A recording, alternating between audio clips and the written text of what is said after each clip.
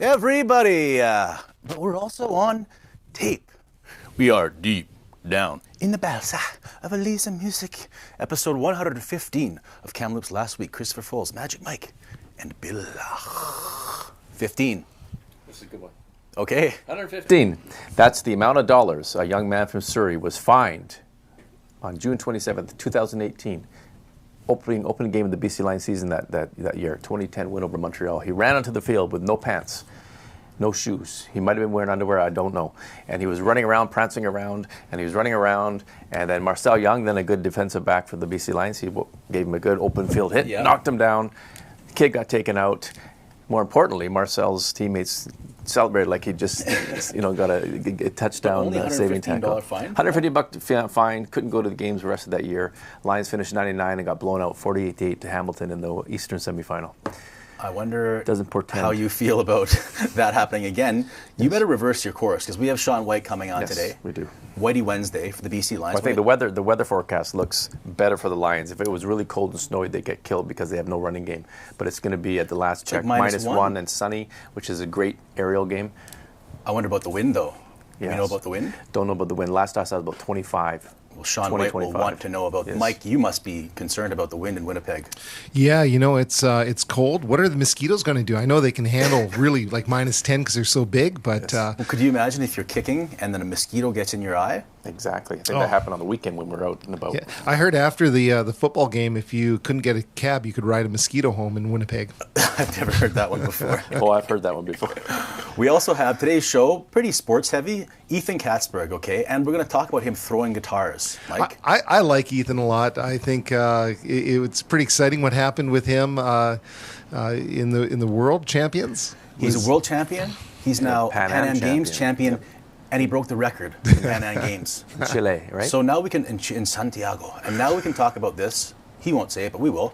Gold medal hopeful for Canada at the next Olympics. I love the underdog story. I love the whole thing, and not that he's an underdog, but he was relatively unknown. So yes. I love that. That does good for my heart. Kind of a quieter guy, looks like a Viking, but he speaks with his throws. Wonder if he's still got his mustache going on for Movember. Guarantee he does. He's Or not going to not shave. Movember. Yeah. We also have Howie Reimer. Yep. We do have some politics Howie's. and city type stuff to talk about. Howie Reimer is the executive director of Downtown Kamloops, which is the name I prefer over the Kamloops Central Improvement Business Association. Basically, it's the group downtown that looks after the downtown business. And he's going to be on talking about, first of all, November 15th, a public meeting about the results of a safety survey they did and the problems they're facing and the solutions they're looking at. And the city, the police, the chamber, they'll all be at this meeting. But he's also going to talk about a recent presentation at Parliament. I sent you that information. Yes, that's right. By the International Downtown Association of Canada. It's the umbrella group of all these downtown business associations that they want to clean up the downtowns. They're the lifeblood of Canada. Their concerns are high vacancy rates and social disorder, and they're asking for the federal government's help and maybe getting a little more money directly to these places so they can fix the problems. Did you even know about this IDA Canada? No. It's a federal organization, I guess. Association or something. It's basically the federal association to which the downtown and North Shore business associations, probably North Shore, they all belong to this. It's a lobbying group, an advocacy group. It's a collective group to help all the downtowns in Canada. And you know what? In Kamloops, I've been involved with a bunch of different downtown associations. Kamloops, right now, we've got very active North Shore and downtown. And Valley View now. They have and Valley View's, I didn't realize Valley. Association in Valley View, I think. Yeah. Oh, the Valley View Association. I know about that one. That's run by Colleen. For a while, yeah. Yeah. It's trying to help, just keep things together out there. Well, I was going to ask you just about the general state of downtown. Or how are things around here? How have they been lately? It's been better, Yep. but still not amazing. I've got this cat now that's roughing up our lot. It sets our cameras off all the time. In the middle of the night, it's like there's a person and it's a cat. Well, maybe we can get Howie on that today. Yeah. Exactly. Get cat patrol out there. Howie's with the Blazers, doing a lot of stuff with them. The technical director, I think, for quite a while. Howie is? He was, yeah. Still? Oh, no. I don't think When so. he was at NL, he did a bunch of audio stuff up in the booth, right? We worked with him up in the booth I don't think upstairs. he's still there now. No, No, but I think he he's pretty was. busy with the. He was there doing downtown. doing that stuff. That's right. Whitey Wednesday, Sean Whyte, fellow White Rockian, good interview. He's going to come on our show. Yep. Let's talk about the Lions here for a second, okay? Yep. They huge win on the weekend. Yeah. Big play VA. Big play VA he was amazing. Yep. Are you now more buoyed by that performance, and you think they could go and upset Winnipeg? Yes, but I'm nervous because big play VA is much like Jarius Jackson. We called him Various because he would be variously good and bad. So it's hard to be consistent. Absolutely. So I think, but I think it was really, really good to see. Thanks for that, Mike. Thanks, Mike. Go ahead. Yes. And I think, I think, and they lost to Winnipeg 3 weeks ago, I think, and it was a crushing loss. And I think the good thing is they beat Calgary after getting blown out by Calgary, and I was worried about that. But I think it showed that they really wanted to. And then also they lost to Winnipeg in a heartbreaking fashion a few weeks ago. They gave up a big lead. I think that'll also propel them with motivation. Look at you changing your tune, because you were on here after that loss and you ripped Rick Campbell and the receiver for not going down, and you said that's it. There's no way. The weather is a big deal, though. Well, the weather's a big deal, and still, even having said that, and I live and die with the Lions since I was 9 years old in Langley Memorial Hospital, crying after they lost 38-1 with my head in the bosom of a nurse. I still think that Winnipeg is going to win because Winnipeg is just dominant at home. But they gave me a glimmer of hope, and I'll still watch it all alone this weekend. My wife's out of town. I don't want to watch with anyone because it's agonizing to watch these games. And I don't think they're going to win, but I'm going to hope they do. Okay, what do you, beers-wise, food-wise, what are you going to be having?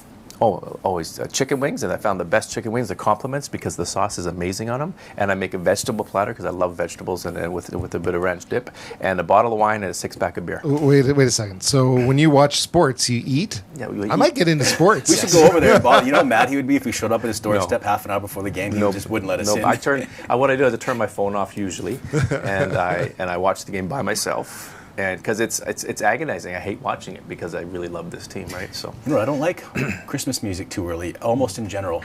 How do you feel about Christmas music, Mike, in malls? Growing up in a retail music store, Christmas was always a fun time because it was like the new season. We'd set up lights and we'd get everything all organized, and we'd listen to Christmas music, and we'd switch that switch. So it was always kind of fun, but I kind of burnt myself out of that after a while because our family used to get together and do it, and I used to hang lights all around the shop and everything like that. And then I started working out at the wildlife park doing the Symphony of Lights, and I kind of burnt myself out of Christmas tunes. But I have a friend from Nashville, Scott, that has recorded a bunch of new Christmas tunes, and he's like a deep baritone. And does he do Drummer Boy? No. It's the best That's Christmas my song. favorite song. It's the best song. I can listen to Little Drummer Boy, and in fact I do, all year round, including the Johnny Cash version, which is on my Spotify. Little Drummer Boy is the best song, my mom's favorite song, the best song. And but I think going back to your thing about getting tired of Christmas music, I think it's great when you walk into a mall or a store and you hear the music. It makes me feel good. Starts but you it in has the to mood. be after Remembrance Day. There's some like Jingle Bell Rock. I just want to like roundhouse somebody every time. Jingle Bell, no, like not again. It's too many times. Peggy Lee or something like that, I think. Yeah. Peggy Lee? Yeah, I think so. But and then of course one of the best Christmas songs of all is Fairy Tale of New York. It's by the Pogues. Sing it. Oh, Bill likes it. Yeah, right. Thumbs up. Did I get the name right? Fairy Tale of New York? I think so. Yeah.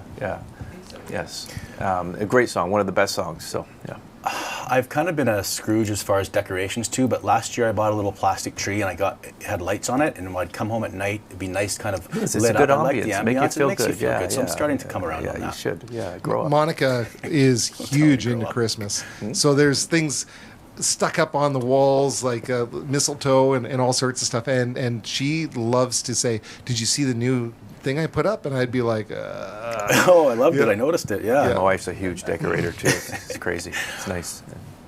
City Council last night. City Council, yeah. Last night they had a meeting where I think the main takeaway was the last week on October 31st, Halloween, we got a lump of coal in our sacks because the council approved a 25% water rate increase for everybody, which would be about $100 on average for everybody, and some of that was because of they're still dealing with the Noble Creek water irrigation issue out there. They have to spend money to fix it for those 41 properties.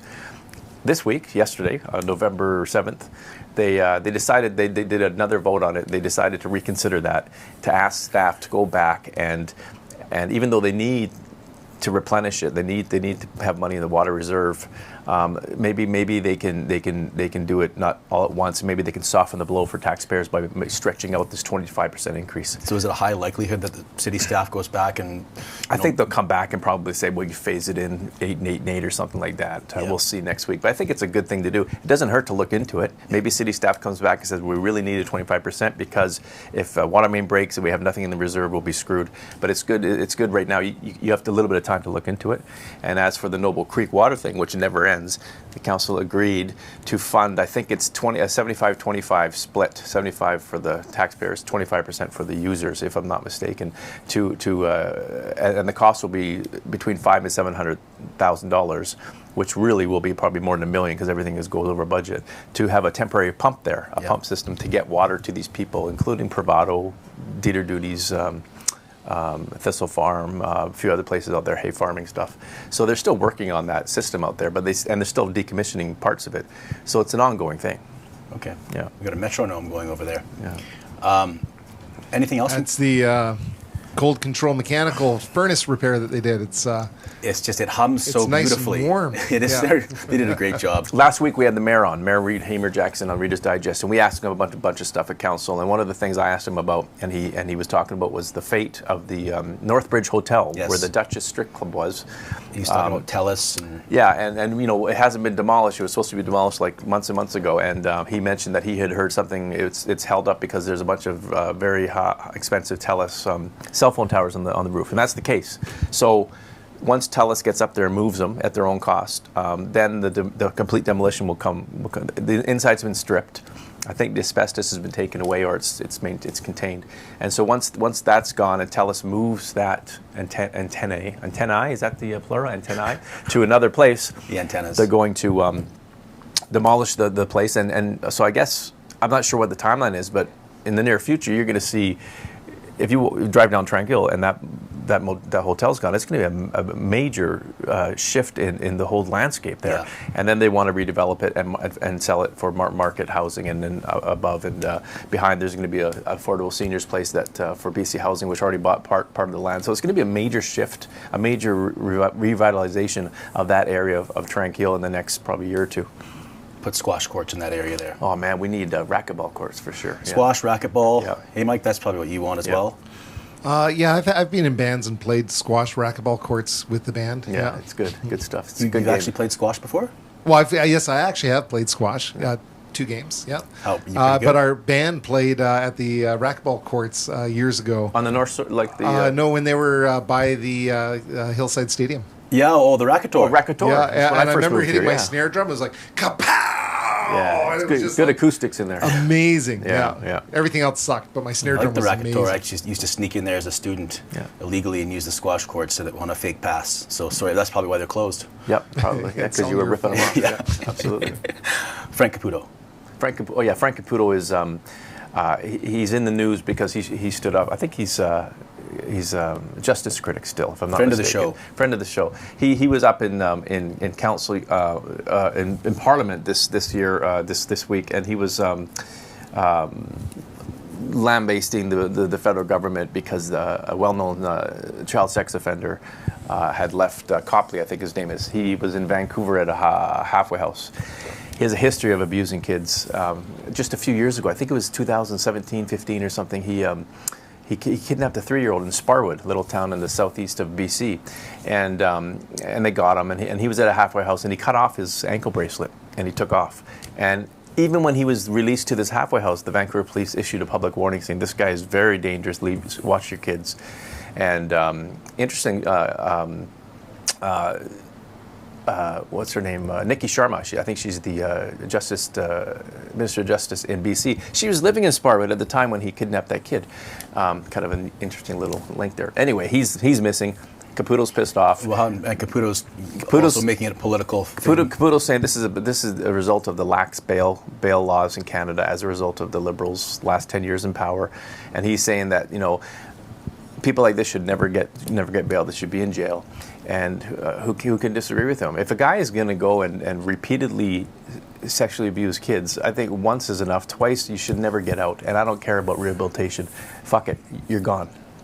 I don't disagree with that. And I think most people right now are fed up, and forget about this.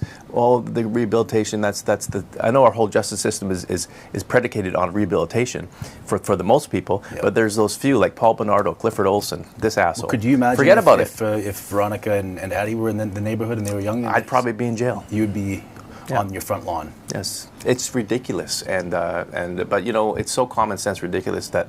But you hear the comments from the government. It's all just word salad. Word salad. Mm-hmm. Ooh, word salad. Yep. Yeah. So that's what Frank's in the news this week, and rightly so. And Frank, Pierre Poilievre, we'd like him on the show. Oh yeah, we've also asked Frank, because Frank, I think he said he owes Michael, his Italian buddy, a favor. So Frank Caputo, rookie MP, friend of the show, but we're not shy of criticizing you when it's warranted. Yeah. We've asked him to get Pierre Poilievre on the show, help us.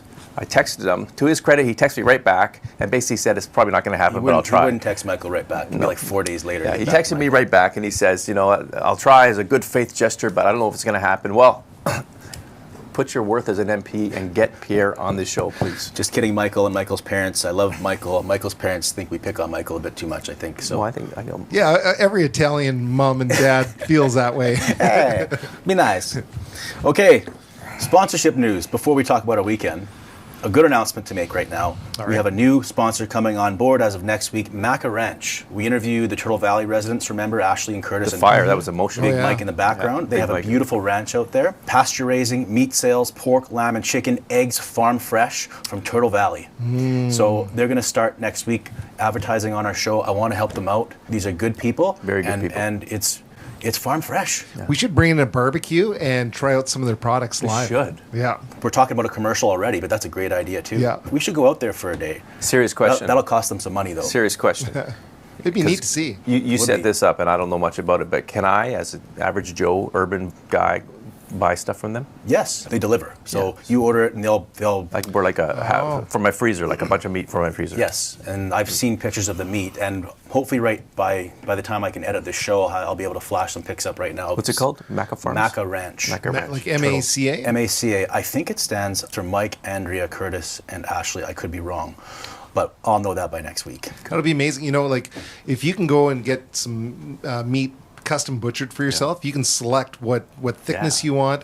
Like I prefer a little bit of a thicker steak. My wife Monica prefers a thinner steak. So when we're cooking, if they're the same thickness and she likes hers well done, it's hard to do. It's hard to do. So I could see this being really, really great.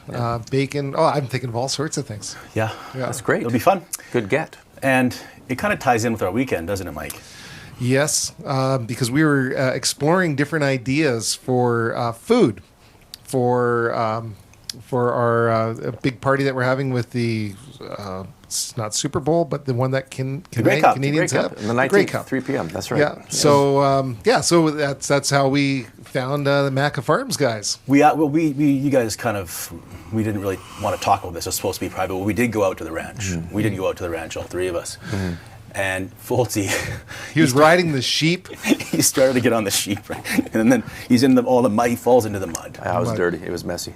But they had a Maytag in the house, washer in the house, and they don't normally break down, but something happened. It was so dirty, we were able to call them and they get it serviced right away. Because they service what they sell. They had just been for the Big Appliance Fall Sale where they bought the Electrolux laundry tower, so they were just right on point. Foldy, the idiot that he is. He's running around getting dirty. We had him washed up in no time. He thought it was mud. But he did. It was cold out. It was cold. He was a little chilly. We had to warm him up. Yeah. So when they had the coffee, we picked up the coffees on the way out. We stopped in, I think, Salmon Arm and picked up some coffees or Chase or somewhere. And it was good because it was nice and hot. It was hot for longer than normal. And it wasn't even just simply coffees, though. As you'll remember, it was the Festive McCafe peppermint hot chocolate. Oh, that's right. That's right. That's one of Mike's favorites. Well, I like the latte-based drinks. It's just something that I've always been drawn to. Mm-hmm. But we also had a cranberry orange muffin, which I really also enjoyed. Yeah. And Folds,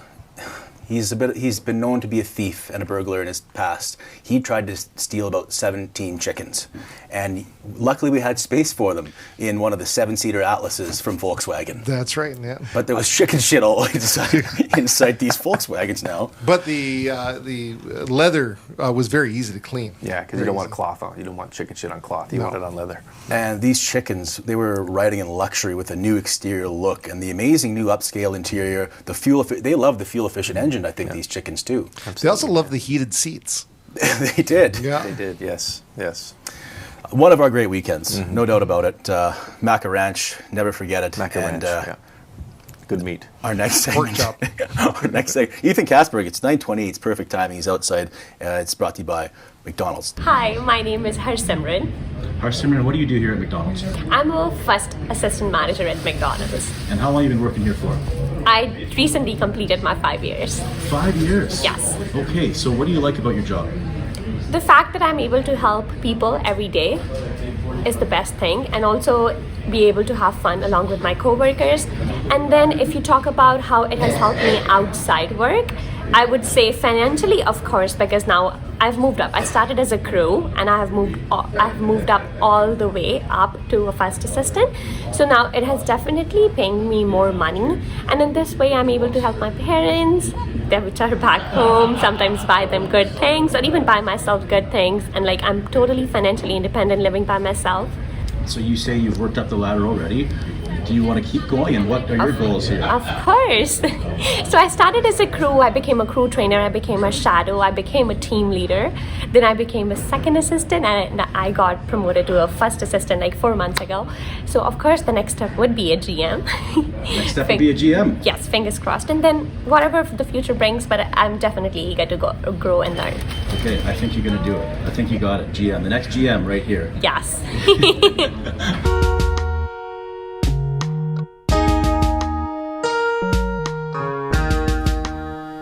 Ethan Katzberg, fresh back from Santiago, Chile, Pan Am Games champion and record holder now.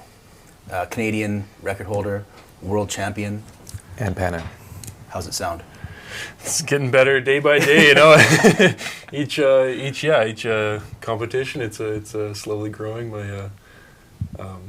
My list of things I've accomplished, and it's a good feeling. Before we dive into that, we want to ask you about throwing guitars, because last time you were on, we kind of joked about having a guitar throwing competition. I didn't joke. You were serious. I was serious, yeah. So, are you in? It had to be 12 pounds, right? Yeah. I throw 16. It can be 12. It could be 14. If there's a guitar that I can throw, I'll see how far. I've got a guitar to throw. I think, dude, this would be like the furthest thrown guitar. It could be a new world record. Yeah, we could make something. Guinness, and where would we do it? I think we'd have to do it at TCC at the track, TCC, right? yeah. Okay. Yeah. I was thinking like Victoria Street. In the Blue Grotto. That might get interesting. Yeah. Well, you know, we could do the annual guitar throwing contest with Downtown Kamloops. We got him coming in. Maybe we can brew that up too. Yeah. We could raise some money and do something cool with this. I think for a charity if we actually do it. I think There's something there. I think. Yeah. I think we should see how far you can throw folds too. Yeah. Like if you grab him by his legs and windmill him, and that should be a secondary competition. Absolutely. Just gotta bubble wrap you up. Okay, 80.96 meters. Last time we talked, you were still feeling like you didn't kind of belong. Like, how is this happening to me? Were you feeling different going to this one? Like you were more the hunted, and how did you deal with that? It was definitely a different experience going into the competition. I mean, yeah, like I was going in as the world champion, the favorite, and I mean, I can't think of myself like that. You know, I'm still going in there with 12 guys to compete, and I kind of had to push that aside and just kind of do my thing. Did you have any more of that kind of like Dylan making sure that you're keeping grounded and not, hey, I'm the world champion kind of thing? Yeah, it's definitely important to not sit on the high chair the whole time and get back to work and yeah. The second place finisher was pretty far back of you, right? Like how many meters were they off? Yeah, about 3.5 meters. Like that's big in your sport, right? 3.5 meters. Yeah.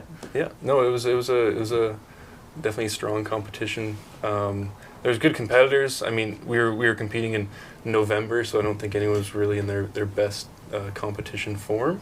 But yeah, it's a good competition. I was going to ask you, because that's not your record. Your record is what you threw at Worlds, right? Yeah. Is the cold air a factor, like, or was was it altitude in Santiago? I don't think it was altitude. It might have been 500 meters or something. But yeah, like definitely a hard transition coming off of the World Championships and then taking about 2 weeks off.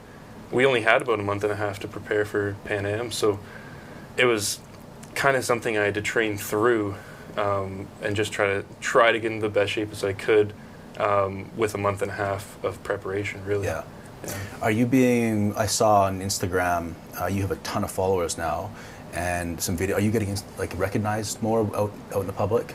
Yeah. Sometimes like in the airport and stuff, people will come up to me and be like, "Oh, you're Ethan Katzberg." Oh, that's cool. that's a cool feeling. What's that like? Yeah. It's definitely different. Yeah, it's great that people are supporting me and recognizing my accomplishments. You sign autographs? Yeah, that's something I got to work on my autograph. I was gonna say, yeah, it's pretty rough, especially after a competition. It looks. Yeah, I've got some work to do on that area. Well, the next year is the Olympics. I think 24 in Paris, and you're a favorite, obviously, going to win it all. Absolutely. The world record is still 86.7, I think. That's a long ways away. From a long time ago, and so that's about 15 feet for people who of my age who still do the Imperial. 15 feet. Can that gap be bridged, and how do you do it? I mean, not by next year, but like as you get older. Yeah, it's a far world record, and yeah, it's been there for a long time. It's been there for a long time. Yeah, there's just head down work. Yeah. There's work to do. It's definitely something I'm pushing towards, but it's gonna. There's some time that Sure. I've got to spend in the circle before that can happen. Does that number though? You think of that number often? Oh yeah, I think I mean, I'm obviously pushing towards bigger goals, and that's definitely one of them. Okay. A bit of left field question here, though, but in track and field, there's always a lot of talk about doping. How much pride do you take in being a clean athlete? Yeah, I think being a clean athlete is definitely important in the sport. It keeps the the playing field level. All of the precautions all these competitions are taking and Canada's taking to keep the sport on a level playing field. And it's a good feeling, kind of knowing that all that's being taken care of. And how often do they test you? Like, how does that work? It's totally random. I mean, in Santiago, I was tested twice. Oh, really? Yeah, and a blood sample and all that. So they were really on it there, which was great. Yeah, it's really important in sport to do all of that. Yeah. When you're at home, and if you're off, like you just took 2 weeks off after the Worlds, can they call and just say demand a random test or no? They can come whenever Anytime, they want. Yeah, you can be watching the game and they say. I think the middle of the nights, I can sleep through the night, but they can come at They I can think come 5 in anytime, the morning if they want. Yeah, that's cool. Yeah. You gotta fill out. They know where I am. Has it ever happened where they at just an odd time? It's almost like a bail officer showing up and saying, "I start on your parole." No, that's exactly what it is. Get the knock on the door, and they're just hanging out in my apartment until the process is complete. Wow, that's crazy. Last time you were on here, I was trying to get you on a Shreddy's box or some kind of sponsorship going on. Anything you can report? Anything new there? I mean. No Shreddy's boxes, no Vector, no nothing like that. But Lululemon? This is the Pan American. Okay, this is part of the Pan American kit. But I'm receiving some hammers from Nishi Sport. Okay. Which is awesome. They just sent me a couple brand new hammers. How much does a hammer cost? Not cheap, especially if they're coming from Japan. They can be upwards of like $1,000. Yeah, okay. So it's a huge. What do you think? What company should be? The company should be lining up to sponsor this. Local hardware stores. He could Little hammer. Home hardware. Yeah. KMS Tools. No, Irwin, the manufacturer of hammers, right? Something like that. Yeah. You know, I think that whatever you like if you like Vector cereal, you should go after those guys. Yeah. You know, Yeah, it's a true partnership is something that you like, right? Yeah. You should actually call the mayor, and he can sponsor you Hammer Time, and you can. Yeah, I've got some work to do on that front, definitely. What do you eat for breakfast? Vector's a great one, yeah. See, I'm telling you, Yeah. we got this figured out. I'll make the first phone call. If you Okay, want. yeah, just let me know. Do you have to eat a ton when you're in training mode? Oh yeah, absolutely. I mean, I'm trying to push like 5,000 calories a day. Wow. Just getting the calories in there, you know, and I mean, it's a very I think important Mike thing. does that on a Tuesday. I'm just learning what a calorie is, and apparently I eat more than I burn. So that's my problem, which is different than your problem.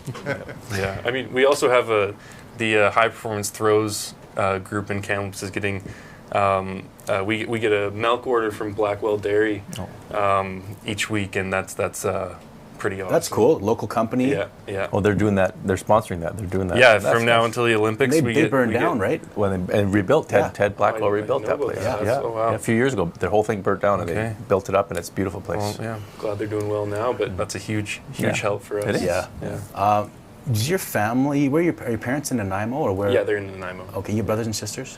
Older sister. Older sister. Do they get out to watch you? Did they go to the Pan Ams? Yeah, my dad was down there at the Pan Ams cheering me on, which was really fun having him down there. Does he have any hammer throw background? No, not at all. He was a cross country guy, but I mean, my sister threw the hammer, and she didn't have a coach, so my dad stepped up, learned everything there was to know about hammer, and then I joined the trio. Yeah. Cool. Yeah. Now, what is it, 3-4 years here in Kamloops? Yeah, almost 4. Almost 4 years now. Yeah. Kamloopsian, basically, at this Yeah, point. yeah. I've transitioned into. Yeah. Yeah. Cool. Anything else, Mike? Any questions? Oh, go ahead. I'm actually. Oops, let me go to the camera. There we go. I'm actually just messaging the vice president of branding at Vector Cereal right now. We're going to make this happen. It's going to be Tell great. him, tell him we could use some help here at KLW as well. Absolutely, that's right. Yeah. Joint partnership. I don't know. I think we're all really proud of what you're doing, and think that it's really excellent. Lululemon should be helping they you out should as a help. Yeah, BC that's company. a nice one too. Yeah. You know, come on, let's there's get lots. these. I'll be your brand manager. It's going to be really great. So are you done now for the season kind of thing? Done competing for this season, but there's I mean, I was training yesterday, I'm training today, I'm training tomorrow. There's work to be done before the Olympics, and Are there any main meets between now and the Olympics, and do you avoid them in case you get injured? How does that work? yeah, I mean there's definitely like the kind of hammer throw circuit, which will be in Europe this year. There'll be some really good meets that And you want to keep up with that? Yeah, that I'll be going to, but they start like April, May pretty much. Yeah, but I mean, obviously the Olympics is the big one that I'm focusing on and working towards. How does it feel now? Because that's next. I mean, it's here now. Like you're done with the Worlds, you're done with the Pan Ams, and now you can focus on that. And I guess because you are, I think I'll say it. I mean, you're among the gold medal favorites now. Whether you and Dylan don't like to talk numbers and favorites and that kind of thing, we can say it. Yep. What's it like to be in this position now? You're almost there. It's really exciting. I'm excited to have a good season and get some really good work in and see what can happen at the Olympics. I mean, I'll be going in. I'll be 22. I'll be hopefully in good shape and I'm excited to get there. Yeah. You been to France before? Yeah, I've been to France once. Yeah. You had any connections? Do you like Paris? Paris is good. Yeah. I had a really good competition there. I won the Paris Diamond League there. There we go. Good vibes already. Well, bon chance at the Olympics, and thanks for joining us today. Appreciate it. Thanks so much. Stressful. Reese is stressed out right now. Oh, no. She's very stressed out. She loves beds. You do love beds, right? Of course, I love sleeping, so I love beds, but You don't always love talking about beds, but this bed here, I think you could talk about this one. yes. Stearns and Foster. Mm-hmm. They've been around since 1846. Okay? There's a reason they've been around that long. What are some of those reasons? Well, we just started carrying this brand, but they have been around for a long time. But they are a long time loved Canadian-made brand. They're Canadian? Yes. Oh, amazing.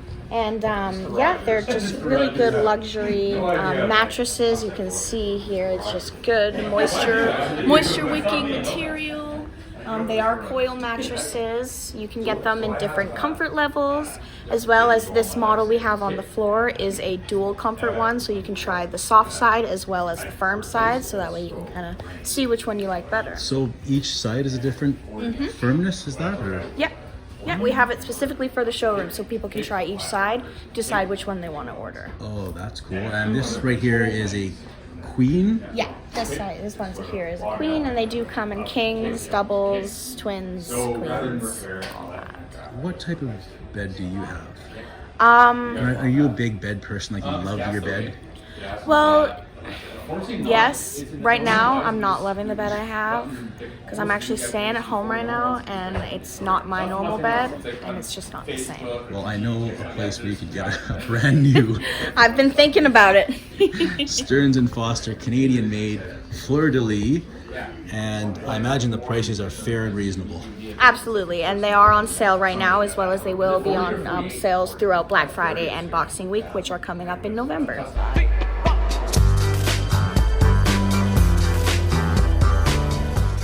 Howie Reimer is here, the Executive Director of the Kamloops Central Business Improvement Association, more commonly known as Downtown Kamloops. And you are the spokesperson for all things downtown on the business side. We're here to talk about a few things. The first thing is the International Downtown Association of Canada. It's an umbrella organization. They, I think they were in Ottawa calling this week, calling attention to issues that need to be called attention to for downtown, such as the social disorder on the streets, and that's a well-known problem that every downtown is trying to figure out.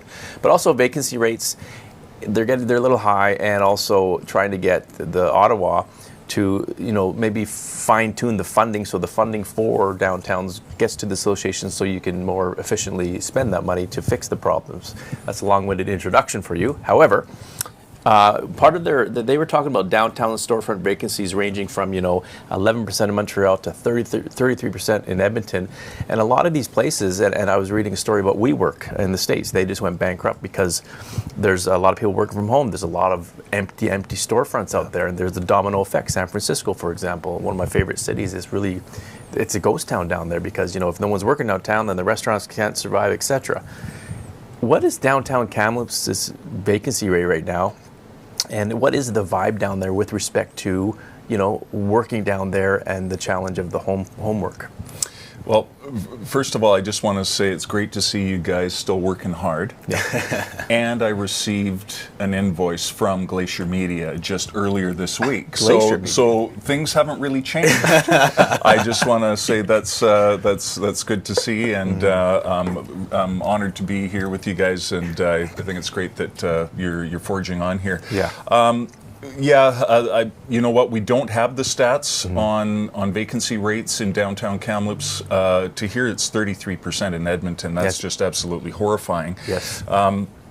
We do have some empty storefronts. We don't have a lot, and we certainly are keeping our eye on other cities within Canada, and certainly when we see what's happening up and down Cascadia, which we are almost connected to, or pretty close to.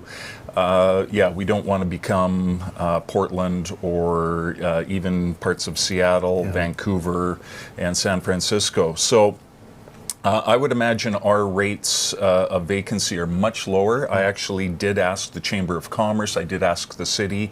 So we don't have that data. It's something we'd like to know. As far as storefronts are concerned, we're in pretty good shape in downtown Kamloops. I have, in the last year, I've been in the position now almost 2 years, but in this last year I've spent a little more time going into some of the buildings that aren't storefront, and some of the offices and some of the businesses that are in some of the buildings. There's a lot of vacancy. Yeah. And I do believe there still are a lot of people working from home. So we would like to address that, and we would like maybe to make those metrics available where because data is going to be really important moving forward on a lot of this stuff, and we want to be able to measure what our vacancies are for our property owners, and maybe have a portal on our website where you can go in there, and if there's businesses interested in coming in, that we can address that. It's a lot of there's a lot of stuff coming from IDA, from BIABC. We're going to be introducing this on November 15th. On November the 15th. Yep. This is an impacts of crime and of social disruption in Kamloops. What are businesses experiencing? How much money have they lost? How much money have they invested in prevention? What are the responses from RCMP? From community services, and they're all going to be at the table there, and we're going to have a solutions-based discussion once again. Do you want to summarize that for us? You know what? This is the wonderful work of mostly of Jeremy Heighton that has put this together from the NSBIA and has worked with us and the Chamber of Commerce to put this together. There's a lot in here. It will be we'll have a full report, and the media is invited to show up and as then well. public as well. And business owners. Business owners. And business owners and property owners. And that's November 15th at the Kia Lounge at Sandman Center downtown, right? 5 o'clock. 5 o'clock And you do need to register. You can do so if you go to the city site. Yeah. If you go to kamloops.ca. You can find it on there. Okay. Yeah, for sure. So what do you hope will come from that meeting that isn't already included in what we know, the empirical data? Well, we know that the problem is not getting better. As a matter of fact, it's getting worse. That we're seeing more impacts to business, and that there's a lot of work to do. There are things that can be done at all levels of government. There's also things that nonprofits and the BIAs are responsible for as well. But we all need to do better. But there's back to what IDA was asking for in BIABC. We need action on at the federal level on bail reform, Bill C-38. At the provincial level, we really need better mental health and addictions, recovery and treatment programs, and facilities to get these people that need it into. And at the municipal level, it comes down to policing, better outreach, and lighting, sanitation, all levels. All the nitty-gritty stuff. Yeah, all sorts of stuff that can be done, and that's addressed in here, but the problem is getting worse. Well, what's the temperature of the downtown landlords right now as far as the social disorder on the streets and how it's affecting their businesses? They're concerned. They're really concerned. Absolutely. They're afraid that we could slide into a situation where we would be a San Francisco, where shoplifting becomes normalized, where smashing a storefront gets you a couple of hours in detention, and then you're right back out on the street without any sort of significant help. So there's concern, but for the most part, our downtown has been pretty resilient. There are elements where some businesses are, particularly I think some restaurants are on the edge, and we were going to talk about SEBA as well. Some of the the repayment of SEBA coming. So and with the you all know too well, the interest rates and the cost of doing businesses has gone up. So there's a lot of concern out there, and it's important that without all the economic concerns.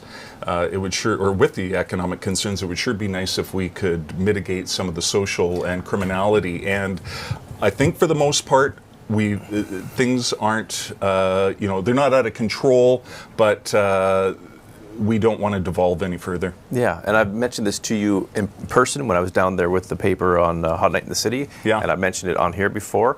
And I'm not there every day, and I'm not immersed in the problems there. But I love the downtown. Yes. Always do. Me and my wife Beautiful love it downtown. downtown. Yeah. That's why I took the walking job. downtown. Yeah, I mean, Yeah. when I first moved here, I loved the grid. At least old school, the Plaza Hotel. I just drove by Stills Some weird after curling one-ways, last night. Really weird Yeah, one-ways. weird one-ways. Yeah.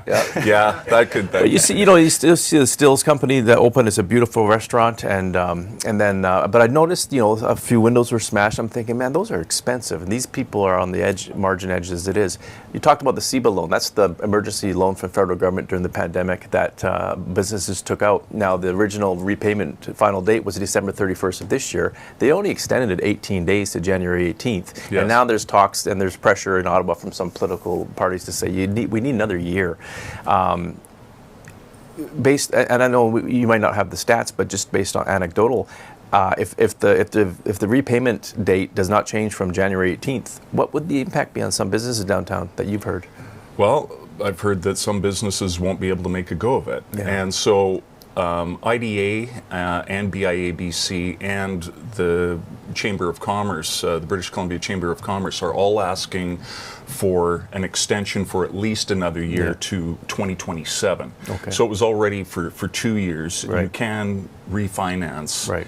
And take up to December 2026 Okay. to pay. But these, our umbrella organizations, are asking for an additional year to 2027 of December, and also to lower that interest rate from 5%, significantly lower than 5%. Also in this impact survey, and again, a lot of work from BIABC, including Jeremy Heighton, who is on the committee and on the council for BIABC. They have worked diligently and very hard with the provincial small business. I can't remember the Ministry of Small Business. Yeah, they change the name every 6 months. Brenda Bailey is the minister. And anyway, they're the ones that spearheaded this $10.5 million vandalism recovery fund. Yeah. And that comes into being on the 22nd of November. Businesses can start applying for that. But it's up to $2,000. Yeah. Those plate glass windows. Yeah. And I've seen what has happened to Crossroads. Also, one of the spas in the 100 block has been hit numerous times. So to work that hard, and I know how hard they've worked to get that far, but that's what's going on. And it's kind of, it's almost, I don't know if it's irony is the word, but it's weird that the government creates this fund they never created before. And it just jumps at me like the reason this fund is there is because you're not addressing the problem that the fund stems from. It's a Band-Aid. It's crazy. Yeah, absolutely. The social disorder, some of the stuff we see on the streets, the drug use, does it actually affect you from wanting to go downtown and have a dinner downtown? You? It doesn't really affect me so much. We do music in the park, and we were around a lot of, and some of the guys we know we've been working alongside of or have been around. Yeah. So you tend to know some of the people. But I do know people that are that won't go downtown because they're kind of freaked out about panhandlers or something happening to their vehicle or something like that. So yeah, I can see that. But I don't know if you know about this, Howie, but there was an accordion player with his car parked in front of the Blue Grotto. Did you hear about this? No. And they smashed the window. Of his car. Of his car, yeah. And the guy's distraught because they put 2 more accordions into the back seat. But I'm sorry, I couldn't help myself. I needed that. On that note, so that's a good segue. Levity. And some Oilers tickets. Yeah. Lots of Oilers tickets. On a more positive note, the Santa Claus Parade returns on November 26th, which is just a few weeks away. It's another 3 or 4 o'clock start when it's dark and the kiddies can see the lights. Beyond that, and you have winter festivals. Tell us what's good is going on downtown. Why should we go downtown for the winter events? Yeah, and back to Mike's point, not about the accordions, but about people being downtown. And when I went before council last year, our delegation to council to ask for funding and so forth, they said, what is the BIA doing? And we do what we want to do best, and that is put on events and activate the street and get people together. Yeah. And when Hot Night in the City is going on and there's 20,000 people downtown, or the Santa Claus Parade, when there's thousands and thousands of people downtown, you're not seeing the open drug use, you're not seeing the vandalism, and you're not curing the problem. You're not, but it's what we can do, and keep that vibrancy going downtown. And we do have a beautiful downtown, and for the most part, it is pretty safe, particularly if you're, they're shopping during daylight hours and so forth. Yeah. Santa Claus Parade will start a half hour earlier this year. We It'll heard be late, from Mike. Yeah. We heard from the North parents Pole. and so forth. They wanted to start it a little bit early, so it'll be Wake Up Santa at 3:40, and that'll be in the 300 block of St. Paul. It was a bit of a. We were worried about pulling the Santa float out of Kamloops Square. Yeah. It was getting a little bit dicey, and we certainly don't want any accidents. And just for safety reasons, we've moved Wake Up Santa to St. Paul Street in front of the DoubleTree there. Right in front of between Kelson Hall and the DoubleTree. So streets will be blocked off. We'll Wake Up Santa there at 3:40, and then he'll go down St. Paul, down Second, down Victoria. Then that's right, and work his way around. And then the parade starts at 4 o'clock. We'll try and keep Wake Up Santa brief so you can get back to your spot. So the parade starts at 4 instead of 4:30. Okay. Some people wanted it to be a little more daylight. If you want it to daylight, you want to be down near 2nd Avenue. Right. If you want to see more of the lights, and when it's a little bit darker, then you head down towards 6th Avenue. Wraps up approximately when would the parade end? The very end of it. We've got 60 floats, and that's like we're maxed out, and the reason we don't take more is because we want the parade to be no more than about an hour 15, an hour and a half at the very most, because you think of the little ones and their attention span, particularly if it's going to be cold. And the beautiful thing is you go and wake up Santa, you send him back to North Pole, and you have time to go home and catch the NFL game that night. That's right. Quickly, did want to mention about the Santa Claus Parade. There's going to be a new live stream courtesy of Ninth Lab, which is a multimedia company, downtown, Jesse Faubert's company. Jesse Faubert, So we're going to do a live stream on the Downtown Kamloops website, and also it's going to be shown at the Paramount Theatre. Okay. At the same live? Live. So you can go inside and stay warm. So and watch it. for those with accessibility issues, perhaps seniors who don't want to stand for that long, they can go in and grab a hot chocolate, and maybe they should show it later too. Maybe for a fundraiser, $5 for the food bank. You come watch this show again. We don't charge people for Christmas, though, right? This charge the seniors for Christmas. No, it goes to a good cause. Are you calling Chris Scrooge? No, I'm having an idea. It's not Christmas related. Do you want to talk about something? I just wanted to say, and I got to do it, sorry, but sponsorship matters. We want to thank TRU and TRU World, Ray's and Brown's Locksmith, AAA Ray, ATS Traffic, and as we mentioned, Ninth Lab as well. Good. So, Okay, so we just had Ethan Katzberg in here, world champion hammer thrower, tall drink of water. Yep. I know, and he doesn't, when I saw his picture and I saw him throwing, I'm going, he doesn't fit that No, he doesn't hammer look like thrower those big sort of Eastern European, from Bulgaria kind of guy, right? I know. But he is a He's big, a big strong guy, man, that's for sure. We were kind of joking around, but it's no longer a joke. What we're going to do is we're going to put together a guitar throwing competition with him, and we're going to raise money for some kind of charity. I kind of joked around about having it on Victoria Street. Now that could be dangerous for the businesses if you don't get it straight. Right. But maybe somewhere downtown, or maybe downtown Kamloops might want to get behind that. Yeah. Even before the Olympics. Yeah. Some kind of guitar throw, or just having out there and launching guitars. You know, this is actually has roots to downtown business associations. This is going back to 1992 with my dad wanting to do a guitar throwing competition in Vernon when we were part of the DBA in Vernon. And so now, second generation, this idea comes out, but now we've got a ringer. Yes. You know what we could do? We could have him right in front of the plaza there. You close up 2 blocks for a weekend festival. You have maybe a 3-on-3 tournament, and then you have a guitar throw, and you have Sealy mattresses there, so they land and it won't splinter and hurt anybody like that. Yeah. There you go. Also, the top of the Lansdowne Parkade has a great space right at the very top, and you could launch it right out towards Lansdowne. Yeah, that is great. And then Think about the visuals for that. You would get distance and height, and a nice exploding guitar. We're going to have to get Pete an Townsend insurance would company be- I on wonder board. if do you wait because fingers crossed he wins gold and then you have a gold medalist doing it, Oh, you do it or in do you September. do it before he goes? He's going to win gold. Well, I hope that's so. a good point. Maybe you do it after the Olympics end August 10th. So maybe you plan something for late August, early September. Either way, I think it'd be easy to get backing for this event from sponsors too. Yeah, Vector's going to sponsor it, I'm sure. Yeah. Okay, well, we'll leave it there unless you have anything else you'd like to talk about. Winter market.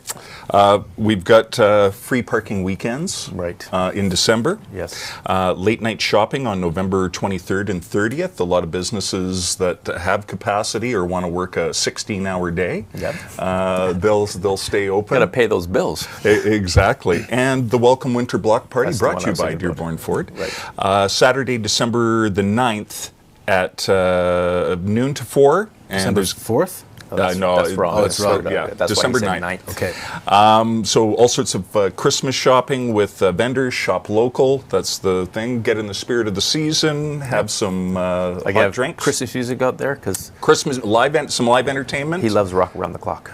No. Rocking around. No, Jingle Bells. The Christmas. Please, I'm going to Howie. learn that song. I just said for you. earlier, roundhouse people who start singing that, so just be careful. And all sorts of games and Christmas crafts as well. Good. That's on December the 9th, which is a Saturday. Saturday, that's right. Block party. I think that's a really great idea, and I applaud you for what you've done with Downtown Kamloops. I think it's there's a lot appreciate of really that, Mike. cool things going on. I really appreciate that. You know what? I care about our downtown. I love our downtown. That's why I took the gig. And you know what? We're pushing hard, and we'll continue to push hard. And I appreciate you having me on. Volkswagen. Timing could not be any better. Sean Whyte joins us minutes after the announcement, his first ever CFL All-Star nod. How does it feel? Oh, it's pretty good, man. I've always wanted one. I've always thought I had other seasons where I thought I should get it, and I didn't. So it's pretty surreal right now, and I'm just happy. My mom and dad are pumped. You know, they've been a big part of my career, and to be able to share that with them is pretty cool, man. When did you actually find out? Just in meetings about 15 minutes ago. So it's pretty cool. Was there a team did the team kind of pump you up and do something cool for you? Yeah, a few guys won their awards like Betts and Hatch, and they always it's such a good group of guys, man. We always rooting for each other. So when I got mine, they know how badly I wanted something like this, and they start clapping, and then you got to do a speech. But but the thing is, it's my fault because anytime anything happens in the meeting room, I start yelling speech. Yeah. But now it's payback. But no, it's pretty cool, man. It's a great team to be a part of. But I told them in my speech it's cool to win individual awards, but I don't do this for individual awards. I do this to win a Grey Cup, and we have such a special team, and I would love to just win a cup with them and party with them and just have a great time, a memory that you'll never forget. Before we get to Calgary and to Winnipeg, I want to ask you about the Sandcastle Lanes. Okay, the Sandcastle Lanes in South Surrey. Speaking of partying, is that your go-to spot after a big W? It is now, yeah. My best man at my wedding, my best friend, Jeremy Peterson, now runs the show there. So it's a great excuse for me to go there. I've been going there my whole life. You have too, Marty. And it's connected to Baseline's pub, so it's a good time. And in White Rock, I don't think there's anything else to do, but it's a good time, man. And it's packed. It's packed there, and they got laser bowling there. And I brought the boys there a few weeks ago or 2 weeks ago to have a big morale day, and the boys loved it. Like, it was so much fun, and I love that spot, man. It's my home spot, and they got Keno there and some. I love Keno too. Yeah, Keno's great. I love it. It took all my money the other night on Monday Night Football. Do you have your own bowling ball with initials on it at this point? Your own personal lane? No, Jeremy does. I'm not good enough. I'm usually pretty drunk by the time we bowl. So. What about the White Rock Curling Club? You ever get back there, your old haunt?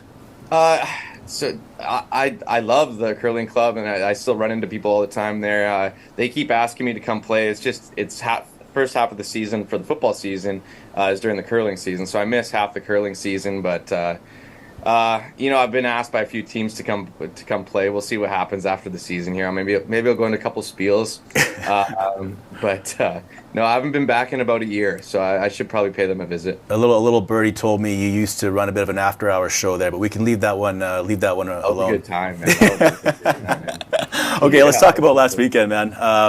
What impressed you most about that big W? Well, it's just to see the whole team come together, and I felt like whenever we lost this year, it was because we beat ourselves, and we'd have a slow start offensively, defensively, and special teams. Like the whole team was just kind of slow, and then we'd fight back in the fourth quarter and make it a close game. So my biggest thing was just I hope we start fast like we should and do, and we did. They got 7 points on us early. I'm like, but then Vernon Adams and the offense just went off, and it was really awesome to see them in a rhythm. And hot at the right times. It's just like having a hot goalie in hockey in the playoffs. We got a hot quarterback, hot offense, and everyone's coming back and healthy again. It's coming together at the right time. You beat them 41-30. It was probably the score flattered Calgary a little bit more. Just 2 weeks earlier, I think they came in and just cleaned your clock. 41-10, I think it was. It ruined my week.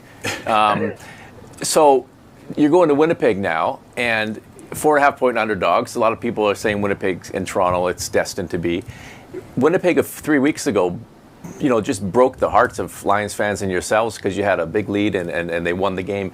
What does that help motivate the team, or is it the opposite where I guess it does, because in Calgary you came back against Calgary, but how important is that loss in motivating you this weekend? Well, it's a huge motivation, and if you look at that game, it was just certain little things that we might have messed up on that cost us the game, and you just take they're so well disciplined, they don't make mistakes, that Winnipeg team. So we just got to be more disciplined in what we do, and I think we're working on that, and we're just again we had them. We know we were a good enough team to beat them, and anybody can beat anyone in the CFL. So it's all about who shows up, and the biggest motivation I think everyone's been always thinking about was last year we're losing in Winnipeg, and again we had it. I think they blocked a punt, they housed a punt return, and you take those plays away right there, we win the game. And right after the game, I was talking to some of the guys. I'm like, man, we had it. We left it all out there. I'm like, we just want another chance at this, and we got our chance. This is it, and we're motivated. We're healthy, like I said. Everyone's on the same page, and that's what I love about this team. There's no finger pointing, no nothing. It's just let's go out and ball like we do every single day, and the rest will take care of itself. And I'm looking forward to this game. It's gonna be wild, man.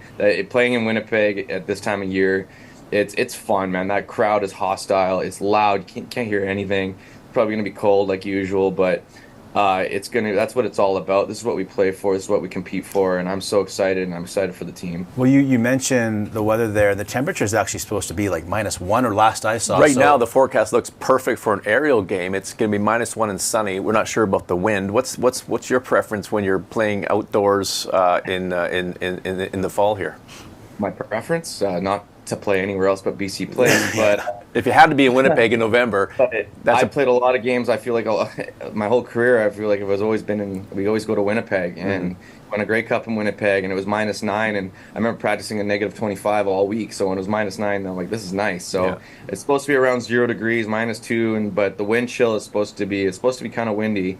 So I heard it's supposed to feel like -10, but again, when you're playing in that environment, you're just out there playing. You don't even think about those things, to be honest. You're just trying to think about your job and what you got to do to help the team win. And it's going to be a nice day. It is what it is. I don't care. I just think we have a great opportunity, and we got to make the best of it.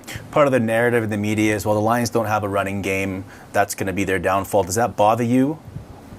I don't know who's saying that. You got smoke out there. Like, the guy's fast as crap, and he's so good. We got weapons everywhere. I don't know how anyone can say anything. That's just people talking. They got to say something, right? So I don't really care. I think we have a great team. We're solid all year, all around. Where's our weakness? There is no weakness. And I'm looking forward to it. Like I said, it's going to be a great game. And 2 even teams. It's whoever makes the most plays wins. 94.3% field goals this year. Special Teams Player of the Year award nominee. What does that mean to you? Also, any contract bonuses involved if you win that award? Well, like I said, I've been I thought I could have won it a few years ago, and I always had like all-star incentives in my contract, and I just kept on like, you know, it's a popularity contest I find sometimes, and no one really likes me. So, but so I took all those things off my contract. But no, you still win. I think the league still pays you some money for West All-Star and then League All-Star, so it was kind of nice. I'm getting married in December, so I need all the money I can get right now.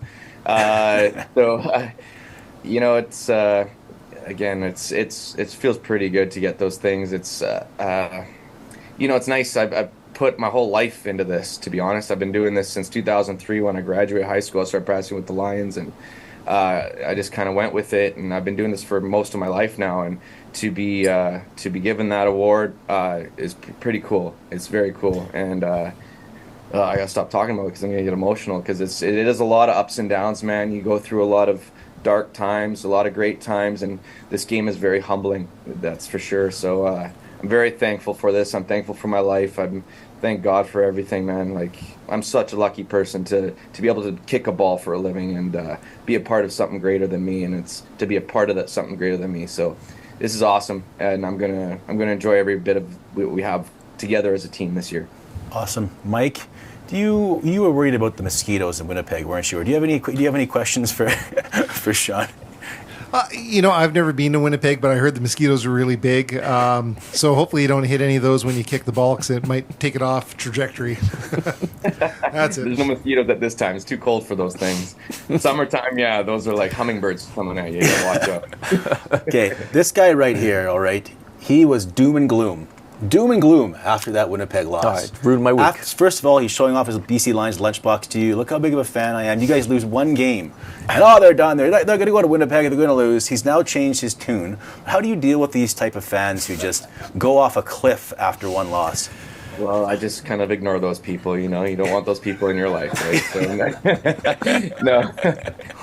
but that's what it is, Marty. You know that. You're an athlete, and you're going to have people that love you and hate you, and they're going to, you know, that's what fans and sports is all about. So, you know, we're put in a spotlight there, so our mistakes are magnified, and that's what it's all about, is fans critiquing you and media talking about you. So it is what it is, and honestly, we signed up for it, and that's what it is. That's well, it's like Don Taylor said, you know, I can yell and call for Campbell to be fired after a bottle of wine and a loss, or I could cheer when they win the Grey Cup, but you don't want indifference. No indifference. No indifference. And in Foldsy's defense, he is the biggest Lions fan I've ever known in my life. Like, he lives, eats, ever sweats. Since I was 9 years old. Yeah. I can't help it. That's right. He just gets fired up, and he has too much wine, and next thing you know, he's firing everybody on the team.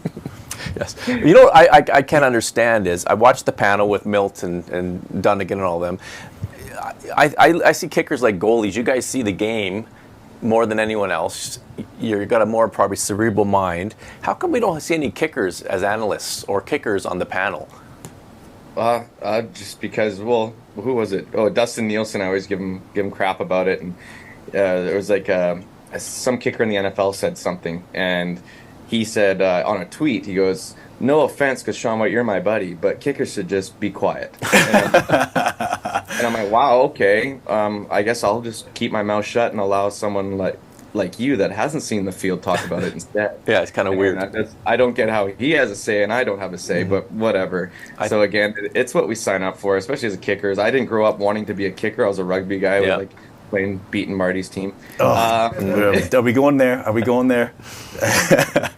And so yeah, it is what it is. Whatever. So I'm not tooting your horn here, but I think you would be good in the media. Post-career, have you thought about that at all? Like, I think you. I asked guys like Glenn Suter and those guys all the time, and I was doing some stuff with Dustin Nielsen at Team 1040 on what do you call it, TSN Radio out in Edmonton. I loved it. It was great, and I would love to do something like that. To be honest, I've been looking at that, and people say I got to have a journalist background or something. No, you don't. No, you need. Oh, thank God, because I do not want to go back to school. No, you don't.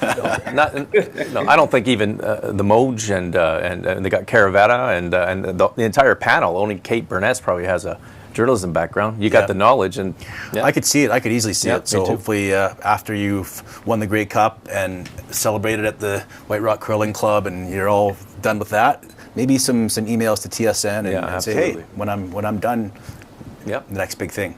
Yeah, that'd be awesome. I've been asking Benavides about it too. So it's definitely somewhere I'd like to go. Yeah, because he's been on the... Stay in sport, that's all I want to do, man. That's all I know. Yep. I'm too dumb for everything else.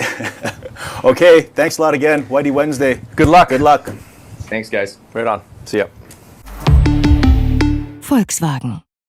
I've loved today's show. Mike, do you have any thoughts on the show?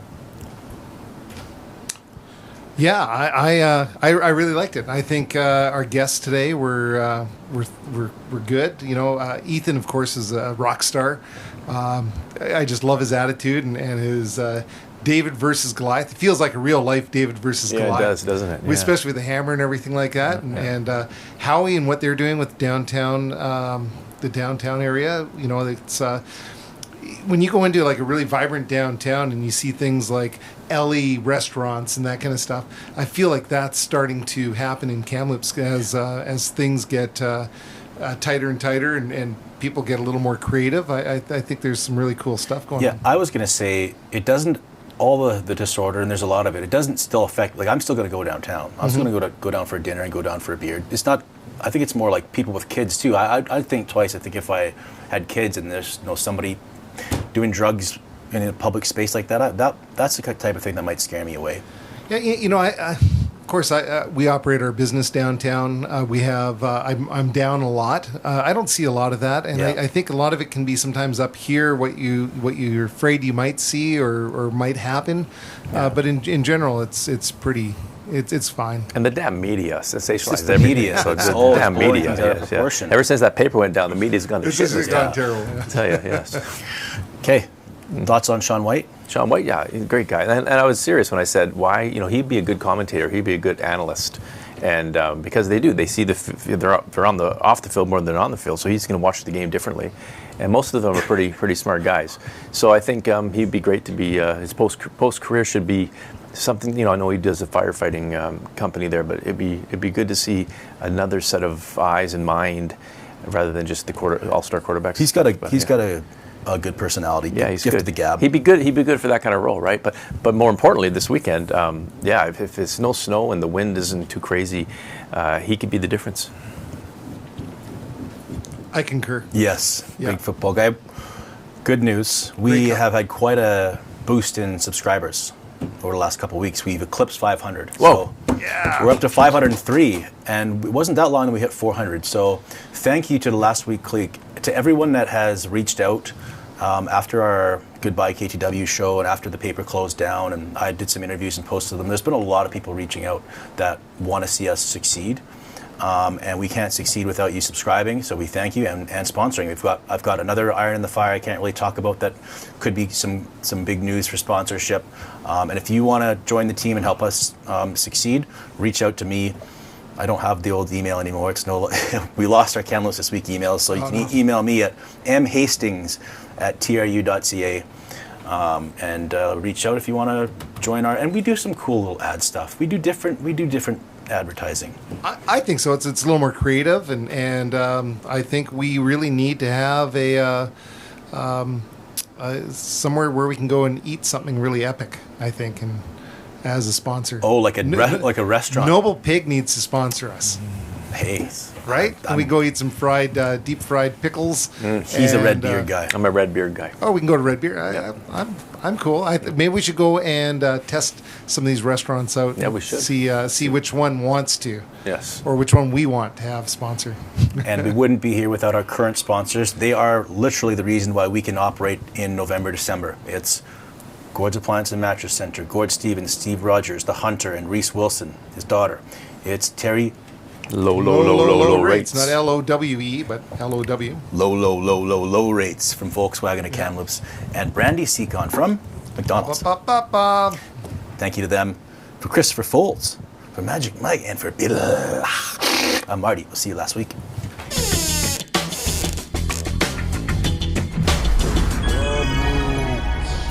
Last week.